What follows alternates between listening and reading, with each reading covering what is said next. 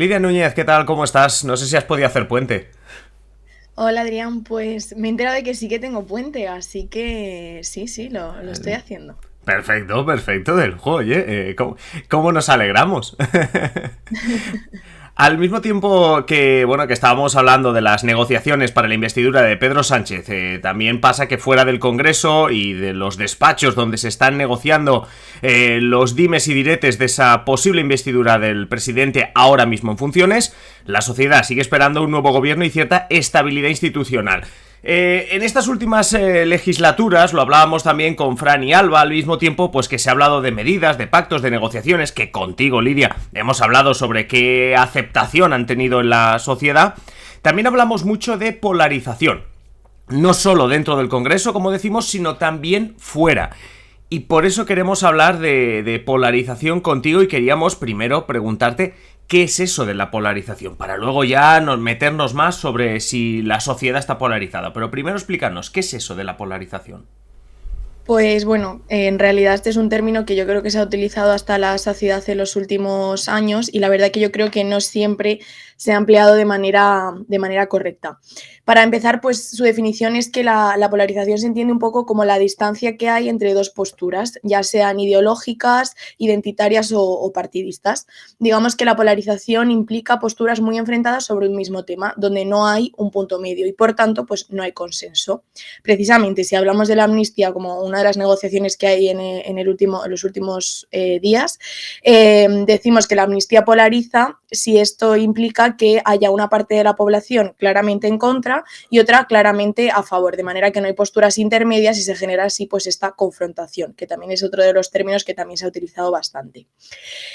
También hay otro tipo de polarización, que es la polarización afectiva, que es la que tiene que ver más pues, con los sentimientos, la identidad o las emociones.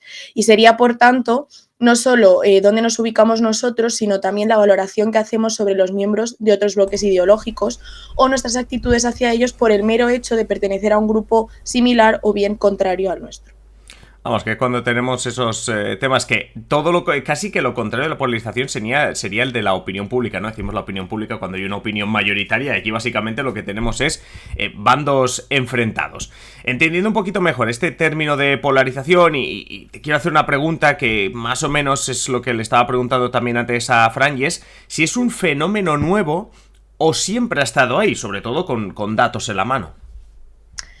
Bueno, pues la verdad es que aunque se haya extendido la utilización del concepto de polarización, yo creo que es algo que llevamos viviendo décadas y bueno, pues muchos os acordaréis de cuando se hablaba de la legislatura de la crispación de Zapatero, ¿no? Que bueno, en realidad viene a ser un poco lo mismo. Pero bueno, como a mí lo que me gustan son los datos, como has dicho, he querido irme unos cuantos años atrás para ver si realmente han cambiado tanto las cosas. Primero voy a hablar del espectro ideológico para ver si los bloques de izquierda y derecha efectivamente se han ensanchado y han ido dejando vacío el centro. Recuerdo que la media ideológica pues sí que se ha mantenido constante en este 4,6, 4,8 en las últimas décadas, teniendo pues este electorado que decíamos que era de centro izquierda. Pero claro, esta es la media, la cuestión es ver si efectivamente los dos grupos de izquierda y derecha se han hecho más grandes y se ha ido reduciendo cada vez más el del centro. Entonces he creado pues tres grupos en base a la escala ideológica. He considerado como grupo de izquierdas las personas que se ubican entre el 1 y el 3, el centro serían las personas que están en el 4, el 5 y el 6 y por último los de derechas que estarían del 7 al 10. Entonces, ¿cómo ha cambiado esta distribución? Pues bueno, en los años 90 el grueso de la población, es decir, un 55%, se ubicaba en el centro, el 27% estaba en la izquierda y el 16% en la derecha. Aquí podríamos decir que no hay polarización, ya que el grupo grande se encuentra en el centro y no en los extremos. Como dato, dentro de este grupo del 55%, el 21% se ubicaba en el 5%, o sea, es decir, en el centro-centro, y ya había un 10% en el 4% y otro 8% en el 6%. Entonces, bueno, también me parece un poco relevante desgranar el centro porque es donde está la mayoría de la gente en principio. Si ya nos movemos al 2010, el centro se ensancha aún más, pasando del 55% al 58%, a costa, por ejemplo, de la izquierda, que pasaría de un 27% a un 23%. Y la derecha sí que sube un punto del 15 al 16%.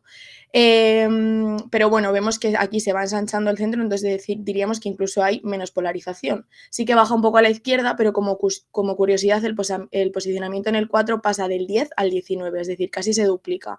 Por lo tanto, podríamos decir que hay como una moderación de la izquierda también aumenta el 5, pero no tanto el 6. Entonces, bueno, vemos que ya solo de 1990 al 2010 aumenta el centro y por tanto pues sí que se reduce en cierta manera la polarización.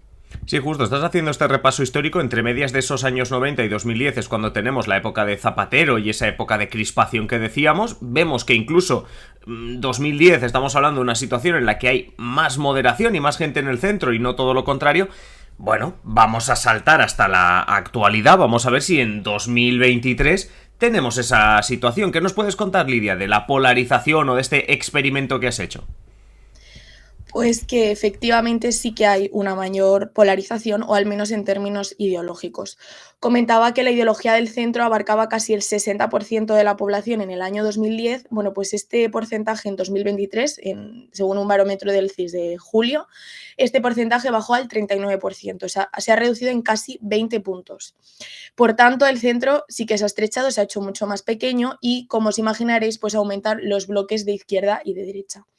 Actualmente, el 34% de la población se ubica a la izquierda, es decir, entre el 1 y el 3, lo que son pues 10 puntos más que hace una década y otros 10 puntos que se suman también a la derecha. Vamos, que los 20 puntos del centro pues han ido 10 para un lado y 10 para el otro. Entonces, bueno, ¿con esto podemos decir que hay más polarización? Pues bueno, yo creo que en cierta parte sí, porque sí que se han reforzado los dos bloques ideológicos más marcados, pero aún así, oye, el centro agrupa el 40% de la población, que no es poco, es menos que hace unos años, pero sigue siendo pues un grueso. Así que, bueno, yo creo que desde luego que sí que es un contexto un poco más polarizado. No, sea como sea, el experimento es súper interesante el ver cómo, sobre todo porque, para que nos entienda la gente que nos escucha y que no trabaja tan habitualmente con estos datos tipo CIS, ver una evolución en 10, 15 años de que algo baja 20 puntos no es normal que nada, cualquier pregunta que nos podamos imaginar, baje 20 puntos. De todas maneras, y por ser justos, no nos vamos a quedar solo con este experimento, sino que, Lidia, has estado mirando otras maneras de medir la polarización. Sí, porque bueno, pues con la ideología hemos visto que el posicionamiento de cada individuo, pero como comentaba al principio, la polarización no es solo tu propia percepción, sino también la que tienes del otro, del contrario, por así decirlo. Así que he mirado a cuánta distancia se ubica el votante medio de un partido y cómo ubica al partido rival. Esto se mide pues con la pregunta de tu propia ideología y también cuando te preguntas que ubiques ideológicamente a cada partido político. Entonces, bueno, de media, en los años 90, de media los socialistas se ubicaban a 1,7 puntos de diferencia entre su propia ideología y la que le atribuían al Partido Popular. Es decir, no había una diferencia ni siquiera de 2 puntos, que era prácticamente la misma distancia que había entre los votantes populares y su percepción ideológica del PSOE. Esta distancia es bastante baja y encaja con lo que veíamos antes de que en esta época pues, no había tanta polarización. Si avanzamos al 2010, la distancia ideológica entre el votante socialista y su percepción del Partido Popular aumenta a 4 puntos, más del doble que en los años 90. Vemos que aquí pues, sí que aumenta la percepción del contrario como alguien pues, más lejano a nuestras propias posturas. Por otro lado, los votantes del PP pues, ubicaban a una distancia de 3 puntos respecto a donde consideraban que se encontraba el PSOE, así que también aumenta bastante. En la actualidad, pues esta brecha ha seguido aumentando. Ahora mismo los votantes del PSOE se ubican de media a una distancia de casi 5 puntos respecto al PP y los votantes del PP a una distancia de casi 4 puntos respecto al PSOE. Estos datos yo creo que sí que son bastante relevantes, ya que al hablar de polarización, pues eso no se trata solo de tú mismo, dónde te ubicas, si estás más a los extremos o en el centro, sino también cómo percibes al otro. Entonces, pues antes, en los 90, un votante medio del PSOE o del PP no percibía como tan lejano ideológicamente a este partido contrario y actualmente al posicionar a este partido hasta 4 y 5 puntos alejados de tu propia ideología, pues es que lo estás situando en las antípodas, o sea, lo estás mandando al otro lado de la escala ideológica. Entonces yo creo que esto sí que claramente revela una mayor polarización. Es súper interesante añadir este segundo tema porque hemos visto como en el 2010, por un lado, con el tema de la ubicación ideológica, no había polarización, pero vemos como claramente los del PSOE mandan a los del PP mucho más lejos y viceversa también. Oye, otra cuestión por terminar, está también el dato de la valoración que hacemos de todos los líderes y evidentemente uno valora al líder del partido al que vota, pero también a los otros líderes. No sé si esto se ha mantenido en el tiempo, si también hay polarización aquí. Es evidente que siempre vamos a valorar peor al líder contrario que al nuestro, pero ¿hasta qué punto aquí hay también polarización? Pues bueno, estamos muy acostumbrados a que cuando salen los datos sobre la valoración a líderes casi todos suspenden y esto la verdad es que apenas ha cambiado en estos años. En los 90 los votantes del PP valoraban con un 3,7 sobre 10 a Felipe González y los votantes socialistas con un 2,8 a Aznar, o sea, más que suspensos. En los 2010 ya Zapatero tenía una puntuación de 1,6 sobre 10 para los votantes del PP. Bueno, también aquí época en la que empieza la crisis y demás, también hay que tenerlo en cuenta. Y los socialistas, pues a Rajoy le daban un 2,7. O sea, es que esto ha sido una, vamos, Sí, una pero muy mala valoración a fíjate, los líderes fíjate en que de los general. 90 al 2010 Zapatero pierde 2 puntos respecto a González, pero los votantes socialistas le dan la misma puntuación a Aznar que luego a Rajoy. Ojo, sí, sí, es verdad. Y bueno, a día de hoy pues sigue ocurriendo. En el PP valoran con un 2,4 a Pedro Sánchez y en el PSOE con un 3,3 a Feijóo. Así que bueno, yo creo que en este caso sí que se mantienen un poco las diferencias. Y entonces a mí esto me hace pensar que, bueno, quizá polarice más las sensaciones que tenemos en general hacia el bloque contrario que hacia el representante o el votante de un partido en concreto. Pero Sí, bueno. no, al final son sensaciones como tú dices y al final es hasta subjetivo, tanto valorar al líder contrario, especialmente cuando no gobierna, que no sabes sobre qué lo estás valorando, no sabes a qué examen le estás poniendo nota, y lo que tú estabas comentando, ¿no? El hecho de también ubicar ideológicamente al otro partido, que es verdad que nos has demostrado que eso también se ha polarizado y cada vez mandamos más lejos al partido contrario.